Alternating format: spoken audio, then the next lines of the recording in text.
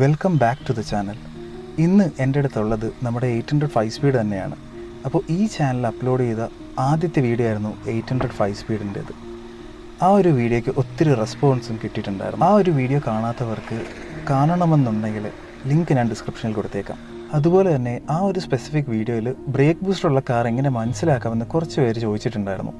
Almost എല്ലാവർക്കും അറിയാമെങ്കിലും അതറിയാത്തവർക്കായി ഈ മാസ്റ്റർ സിലിണ്ടറിൻ്റെ ബാക്കിലുള്ള ഈ ഡ്രം പോലെ ഇരിക്കുന്ന പാർട്ടാണ് ബൂസ്റ്റർ എന്ന് പറയുന്നത്. ഈ ഒരു കാർ എടുക്കാനുള്ള ഒരു റീസൺ കൂടിയാണത്. അതിനെപ്പറ്റി നമുക്ക് കുറച്ച് കഴിഞ്ഞിട്ട് സംസാരിക്കാം.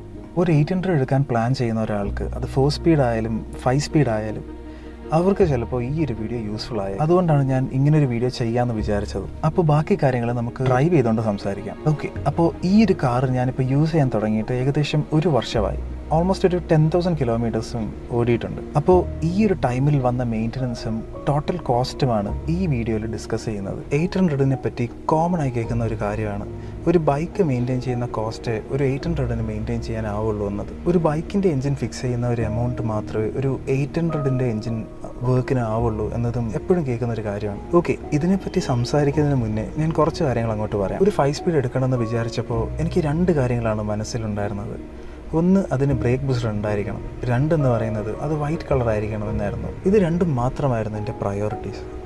അങ്ങനെ OLXൽ കുറേ നോക്കി, കുറേ വിളിച്ചു, പക്ഷേ 2 കൂടി മാച്ച് ആവുന്ന ഒരു കാർ എനിക്ക് കിട്ടുന്നില്ലായിരുന്നു. അങ്ങനെ നോക്കി വന്നപ്പോൾ പത്തനംതിട്ടയിലൊരു കാർ കണ്ടു. വൈറ്റ് കളറായിരുന്നു, ബ്രേക്ക് ബൂസ്റ്ററും ഉണ്ട്. ചോദിച്ചപ്പോൾ സിംഗിൾ ഓണർ ആയിരുന്നു എന്നാണ് പറഞ്ഞത്. വേറൊന്നും ആലോചിക്കാതെ അന്ന് തന്നെ ആ കാർ നോക്കാൻ പോയി. അങ്ങനെ അവിടെ എത്തി.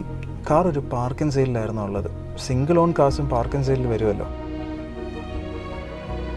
അങ്ങനെ കാർ നോക്കാൻ തുടങ്ങി. എക്സ്റ്റീരിയർ ലുക്ക് എന്ന് പറയുന്നത് ഓക്കെ ആയിരുന്നു, പ്രശ്നമൊന്നും പറയാനില്ല. പക്ഷെ ബുക്ക് നോക്കിയപ്പോൾ സിംഗിൾ ഓണർ അല്ലായിരുന്നു. എന്നാലും സാരമില്ല, വന്നതല്ലേ നോക്കാമെന്ന് വിചാരിച്ചു. ഏതൊരു കാർ നോക്കുന്നത് പോലെ ആക്സിഡൻറ്റ്സ് എന്തെങ്കിലും ഉണ്ടോ എന്ന് ചെക്ക് ചെയ്തു. ഡോർ പാനൽസ് നോക്കി, മൗണ്ടിങ് ഒക്കെ ചെക്ക് ചെയ്തു. ചെറിയൊരു ആക്സിഡൻറ്റ് ഡ്രൈവർ സൈഡിൽ ഉണ്ടായിട്ടുണ്ട് എന്ന് മനസ്സിലായി. വലിയ പ്രശ്നമൊന്നും പറയാനില്ല. ഭാഗ്യത്തിന് ഡോക്ടർ യൂസ്ഡ് കാർ അല്ലായിരുന്നു, അതുകൊണ്ട് കൂടുതലായിട്ടൊന്നും കേൾക്കേണ്ടി വന്നില്ല. പിന്നീട് ഫ്ലോർ ചെക്ക് ചെയ്തു. CoDrive സൈഡിൽ ഒരു വർക്ക് ഉണ്ടായിരുന്നു. പിന്നെ എഞ്ചിനും ചെക്ക് ചെയ്തു. അതിലും പ്രശ്നങ്ങളൊന്നും ഇല്ലായിരുന്നു. സ്മോക്കോ കാര്യങ്ങളോ ഒന്നുമില്ലായിരുന്നു. അങ്ങനെ ബേസിക് ആയിട്ടുള്ള എല്ലാ കാര്യങ്ങളും നോക്കിയിട്ട് കാർ ടെസ്റ്റ് ഡ്രൈവ് ചെയ്യാമെന്ന് വിചാരിച്ചു. പക്ഷേ ടെസ്റ്റ് ഡ്രൈവ് ചെയ്യുമ്പോഴും ആ ഒരു ഓണറിന്, അതായത് കാറിൻ്റെ ഓണറല്ല, ആ പാർക്ക് ആൻഡ് സെയിലിലെ ഓണർക്ക് എന്തോ ഒരു ടെൻഷനും ഹറിയൊക്കെ ഉള്ള പോലെ എനിക്ക് തോന്നിയായിരുന്നു. അങ്ങനെ ടെസ്റ്റ് ഡ്രൈവ് ഒക്കെ കഴിഞ്ഞ് നമ്മൾ പ്രൈസിൻ്റെ കാര്യത്തിലെത്തി. 65,000 ആയിരുന്നു ആസ്കിങ് പ്രൈസ്. ഈ പ്രശ്നങ്ങളൊക്കെ നമ്മൾ കണ്ടപ്പോൾ 65 നിന്ന് അതൊരു 63 ആയി. എന്നാലും എനിക്കൊരു 50-50 മൈൻഡായിരുന്നു. എടുക്കണോ വേണ്ടയോ എന്നുള്ളൊരു ചിന്ത എനിക്ക് അപ്പോഴും ഉണ്ടായിരുന്നു. പിന്നെ കാറിന് ഒരു പ്രശ്നം കൂടി ഉണ്ടായിരുന്നു. കാറിൻ്റെ AC വർക്കിംഗ് അല്ലായിരുന്നു. റീസൺ വളരെ കോമൺ ആയിരുന്നു. AC ഗ്യാസ് ഫില്ല്, വേറെ പ്രശ്നമൊന്നുമില്ല ACക്ക്. ഈ സെക്കൻഡ് ഹാൻഡ് മാർക്കറ്റിൽ കേട്ട് മടുത്ത കാര്യങ്ങളാണ് ഈ ഡോക്ടർ യൂസ്ഡ് കാർ എന്നതും പിന്നെ ഈ ACയുടെ ഗ്യാസ് ഫില്ല് ചെയ്താൽ മതി എന്നുള്ളത്. ഈ ACയുടെ ഗ്യാസ് എങ്ങനെയാണ് തന്നെ ലീക്കായി രക്ഷപ്പെടുന്നതെന്ന് എനിക്ക് ഇതുവരെ മനസ്സിലായിട്ടില്ല. അപ്പോൾ അങ്ങനെ ഇറങ്ങാൻ തുടങ്ങിയപ്പോൾ ഷോപ്പ് ഓണർ പറഞ്ഞു, നിങ്ങൾ ഇത്രയും ദൂരം വന്നതല്ലേ, നമുക്കൊരു 58ന് ഫിക്സ് ചെയ്യാമെന്ന്. എന്തായാലും വന്നതല്ലേ, പിന്നെ എനിക്ക് വേണ്ടുന്ന ഈ 2 കാര്യങ്ങളും ഈ കാറിലുണ്ടായിരുന്നതുകൊണ്ട് ഈ കാർ എടുക്കാമെന്ന് ഞാനങ്ങ് വിചാരിച്ചു. 1 വർഷം കഴിയുമ്പോൾ ഈ കാറിൻ്റെ റീടെസ്റ്റ് ആവുമെന്നുള്ളതും ഞാൻ കാര്യമാക്കിയില്ല. പിന്നെ ബാക്കിയുള്ള പ്രശ്നങ്ങളൊന്നും ഞാൻ കാര്യമാക്കിയില്ല. 800 അല്ലേ, ഒരു ബൈക്ക് ശരിയാക്കുന്നതിൻ്റെ ഒരു പൈസ അല്ലേ ആവത്തുള്ളൂ. അതുകൊണ്ട് 58,000 കൊടുത്ത് കാർ വാങ്ങി തിരിച്ചു വന്ന് നേരെ കാർ കൊടുത്തത് വർക്ക്ഷോപ്പിലായിരുന്നു. ഒരു ജനറൽ സർവീസും പിന്നെ എല്ലാ ചെറിയ പ്രശ്നങ്ങളും ഫിക്സ് ചെയ്തിട്ട് ഇറക്കാമെന്ന് വിചാരിച്ചിട്ടാണ് അങ്ങനെ കൊടുത്തത്. കാർ എടുക്കുമ്പോൾ ഓഡോ റീഡിങ് ഒരു 76,000 കിലോമീറ്റേഴ്സ് ആയിരുന്നു. എന്നാലും ടൈമിംഗ് ബെൽറ്റൊക്കെ ഒന്ന് റീപ്ലേസ് ചെയ്യാമെന്ന് വിചാരിച്ചു. അങ്ങനെ ഒരു 4-5 ദിവസം കഴിഞ്ഞപ്പോൾ ഞാൻ കാർ എടുക്കാൻ പോയി. കാറിൻ്റെ കൂടെ ഒരു 10,000 രൂപയുടെ ഒരു ബില്ലും കൂടി കിട്ടി. ഇതൊരു ബൈക്ക് മെയിൻറ്റെയിൻ ചെയ്യുന്ന പോലത്തെ ഒരു ബില്ലാണോ എന്ന് എനിക്കൊരു സംശയം തോന്നി. ആ ബില്ലിൽ ഏറ്റവും കൂടുതൽ കോസ്റ്റ് കയറിയിട്ടുള്ളത് എൻജിൻ ഫാനിന് വേണ്ടിയിട്ടായിരുന്നു. കാർ എടുക്കാൻ പോയപ്പോൾ ഒത്തിരി ദൂരം ഓടിക്കാൻ സമ്മതിക്കാതിരുന്നപ്പോൾ തന്നെ സംശയിക്കേണ്ടിയിരുന്ന ഒരു കാര്യമായിരുന്നത്. എന്നാലും പ്രശ്നങ്ങളൊന്നുമില്ല, എല്ലാം ഫിക്സ് ചെയ്തല്ലോ എന്ന് വിചാരിച്ചു സമാധാനമായിട്ട് ഞാൻ അവിടെ നിന്ന് പോയി. അങ്ങനെ കുറച്ചാഴ്ചകൾക്ക് ശേഷം ഫ്രണ്ടിൽ നിന്നൊരു സൗണ്ട് കേൾക്കാൻ തുടങ്ങി. ചെക്ക് ചെയ്തപ്പോൾ ഷാസിയുടെ 2 എൻഡ്സ് റസ്റ്റ് അടിച്ച് പൊട്ടിയിട്ടുണ്ടായിരുന്നു. ആ എൻഡിലെ 2 പീസിന്റെ കോസ്റ്റ് എന്ന് പറയുന്നത് അറൗണ്ട് ഒരു 400 റുപ്പീസ് എന്തോ ആണ്. പക്ഷെ അതിന്റെ പാച്ച് വർക്കും ഫെൻഡറിന്റെ അടുത്തുള്ളൊരു പാച്ച് വർക്കും എല്ലാം കൂടി ഒരു 4,000 റുപ്പീസിന്റെ ഒരു ബില്ല് കിട്ടി. അങ്ങനെ അതും ശരിയാക്കി വീണ്ടും ഇങ്ങനെ മുന്നോട്ട് പോയി. അങ്ങനെ വീണ്ടും കുറച്ച് നാൾ കഴിഞ്ഞപ്പോഴത്തേക്ക് പെട്ടെന്നൊരു ദിവസം ബോണറ്റിൽ നിന്ന് സ്മോക്ക് വരുന്നതായിട്ട് കണ്ടു. ഗേജ് നോക്കിയപ്പോൾ ഓവർ ഹീറ്റിന്റെ സൈനോ കാര്യങ്ങളോ ഒന്നുമില്ല. കറക്റ്റായിട്ട് ചെക്ക് ചെയ്ത് നോക്കിയപ്പോൾ ഓയിൽ ലീക്ക് ചെയ്യുന്നുണ്ടായിരുന്നു. സംഭവം വേറൊന്നുമല്ല, നമ്മുടെ ഹെഡ് ഗ്യാസ്കറ്റ് പോയിട്ടുണ്ട്. എഞ്ചിൻ ഫാൻ ഇല്ലാതെ അത്രയും ദൂരം ഓടി വന്നുകൊണ്ടായിരിക്കാം ഹെഡ് ഗ്യാസ്കറ്റ് പോയത്. അങ്ങനെ ഹെഡ് ഗ്യാസ്കറ്റ് ഫിക്സ് ചെയ്തു. വീണ്ടും നമ്മൾ ഓയിലും ഫിൽറ്ററും എല്ലാം മാറി. അങ്ങനെ ഉണ്ടായിരുന്ന ഓരോ പ്രശ്നങ്ങളും തീർത്ത് നമ്മൾ വീണ്ടും കാർ യൂസ് ചെയ്യാൻ തുടങ്ങി. പിന്നെ ഞാൻ ഫേസ് ചെയ്ത ഇഷ്യൂ എന്ന് പറയുന്നത് മൈലേജിൻ്റെ പ്രോബ്ലം ആയിരുന്നു. ഞാൻ ആദ്യം ചെയ്ത ഈ 800ന്റെ വീഡിയോയിൽ ഞാൻ മൈലേജിനെ പറ്റി മെൻഷൻ ചെയ്യാതിരുന്നതും ഈ ഒരു റീസൺ കൊണ്ടായിരുന്നു. 5 സ്പീഡിന് നോർമലായിട്ട് തന്നെ ഒരു 20+ ഒക്കെ മൈലേജ് സാധാരണ കിട്ടാറുണ്ട്. ഒരു 27 വരെയൊക്കെ കിട്ടിയിട്ടുണ്ട് എന്ന് ചില ഫ്രണ്ട്സൊക്കെ എന്നോട് പറഞ്ഞിട്ടുമുണ്ട്.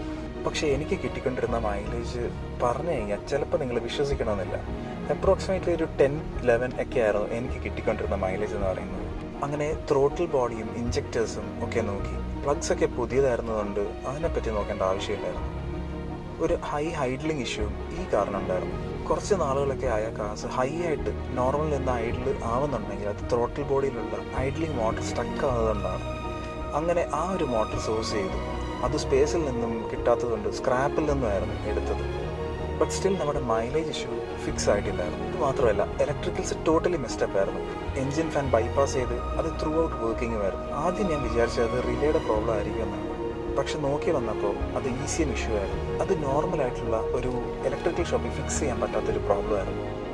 ഒന്നെങ്കിൽ സ്ക്രാപ്പിൽ നിന്ന് വേറൊരു ഈസിയം എടുത്ത് പ്രോഗ്രാം ചെയ്യുക, അതല്ലെങ്കിൽ ഈ എക്സിസ്റ്റിംഗ് ആയിട്ടുള്ള ഈസിയം തന്നെ ഫിക്സ് ചെയ്യുക എന്നീ 2 ഓപ്ഷൻസ് മാത്രമായിരുന്നു എനിക്കുണ്ടായിരുന്നത്. അങ്ങനെ ടോട്ടലി കൺഫ്യൂസ്ഡ് ആയിട്ടിരിക്കുമ്പോൾ ഒത്തിരി കൂടിയ കാസിൻ്റെ ഈസിയം ഒക്കെ ഫിക്സ് ചെയ്യുന്ന ഒരാളുടെ കോൺടാക്ട് എനിക്ക് കിട്ടി. അങ്ങനെ കാർ ഞാൻ അങ്ങോട്ട് കൊണ്ടുപോയി ഒരു 2-3 ദിവസം അവിടെ ഇട്ടിട്ടുണ്ടായിരുന്നു. അങ്ങനെ ഇലക്ട്രിക്കൽ സൈഡിലുണ്ടായിരുന്ന എല്ലാ പ്രശ്നങ്ങളും ഫിക്സ് ചെയ്ത് കുഴപ്പമില്ലാത്തൊരു ബില്ലും അവിടെയായി. നെക്സ്റ്റ് ഫേസ് ചെയ്തൊരു പ്രശ്നം എന്ന് പറയുന്നത് ലോവർ ക്രോസ് മെമ്പറിൻ്റെ ആയിരുന്നു.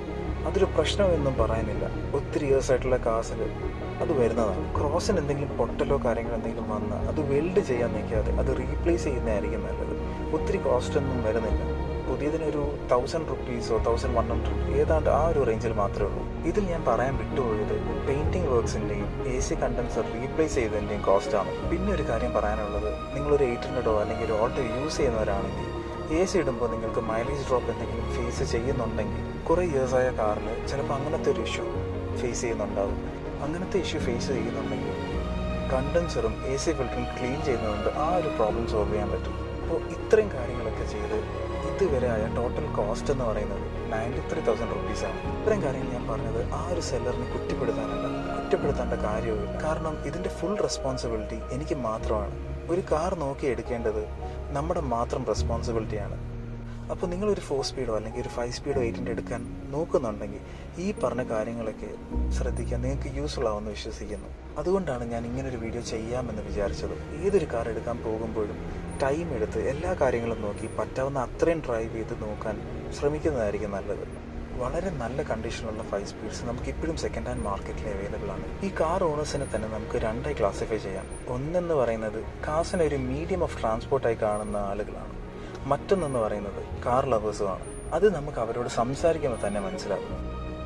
റീടെസ്റ്റ് ഒക്കെ കഴിഞ്ഞ് വളരെ നല്ല കണ്ടീഷനുള്ള ഒരു 5 സ്പീഡ് 800 ഒരു 50,000 to 60,000 പ്രൈസ് റേഞ്ചിൽ നമുക്ക് സെക്കൻഡ് ഹാൻഡ് മാർക്കറ്റിലൊക്കെ അവൈലബിൾ ആണ്. കുറച്ച് ക്ഷമയോടെ കാത്തിരുന്ന് സമയമെടുത്ത് നമുക്കൊരു 100% ഓക്കെ എന്ന് തോന്നുന്ന ഒരു കാർ എടുത്താൽ ഞാൻ ഈ പറഞ്ഞ പോലത്തെ പ്രശ്നങ്ങളൊന്നും ഫേസ് ചെയ്യേണ്ടി വരില്ല. എൻ്റെ ഈ ഒരു എക്സ്പീരിയൻസിൽ വളരെ റിലയബിൾ ആയിട്ടുള്ള ഒരു കാറാണ് 800 എന്ന് പറയുന്നത്. പ്രോബ്ലംസ് വരുന്നത് അതിൻ്റെ ഓണേഴ്സ് അങ്ങനെ എബ്യൂസീവായിട്ട് യൂസ് ചെയ്യുന്നത് കൊണ്ട് മാത്രമാണ്. ഈ ഒരു കാറിൽ ഓൾമോസ്റ്റ് ഒരു 90% പ്രശ്നങ്ങളും തീർന്നെന്നാണ് ഞാൻ വിശ്വസിക്കുന്നത്. ഇപ്പോൾ വേറെ പ്രശ്നങ്ങളോ കാര്യങ്ങളോ ഒന്നുമില്ല. ഒരു ടൈംലി സർവീസ് മാത്രമേ ഉള്ളൂ. അപ്പോൾ ഒരു ബൈക്ക് ശരിയാക്കുന്നതിൻ്റെ ഒരു എമൗണ്ട് മാത്രമേ ഒരു 800 ശരിയാക്കാനാവുള്ളൂ എന്ന് ചോദിച്ചു കഴിഞ്ഞാൽ അത് നമ്മൾ എടുക്കുന്ന കാറിൻ്റെ കണ്ടീഷൻ അനുസരിച്ചിട്ട് മാത്രമേ പറയാൻ പറ്റുള്ളൂ എന്നാണ് എനിക്ക് തോന്നുന്നത്. അപ്പോൾ ആ കാറിൻ്റെ ഒരു കണ്ടീഷൻ വെച്ചിട്ട് മാത്രമേ നമുക്കതൊരു 100cc ബൈക്കിൻ്റെ മെയിൻ്റനൻസ് കോസ്റ്റ് ആവുമോ അതല്ലെങ്കിൽ ഒരു ഡ്യൂക്ക് 390യുടെ മെയിൻ്റനൻസ് കോസ്റ്റ് ആവുമോ എന്ന് പറയാൻ സാധിക്കുള്ളൂ. 800ൻ്റെ ഒരു പാർഷ്യൽ എഞ്ചിൻ വർക്കിന് അറൗണ്ട് ഒരു 10,000 to 15,000 റുപ്പീസേ കോസ്റ്റ് ആവുള്ളൂ. ആ ഒരു റീസൺ കൊണ്ടായിരിക്കാം ചിലപ്പോൾ ഒരു ബൈക്ക് മെയിൻറ്റെയിൻ ചെയ്യുന്ന കോസ്റ്റ് മതി ഒരു 800 മെയിൻറ്റെയിൻ ചെയ്യാനെന്ന് പറയുന്നത്. അപ്പോൾ ഇത്രയേ ഉള്ളൂ ഇന്നത്തെ വീഡിയോ. അപ്പോൾ അടുത്തൊരു വീഡിയോയിൽ അടുത്തൊരു കാറുമായിട്ട് കാണാം. Until then, signing off from this channel. Bye.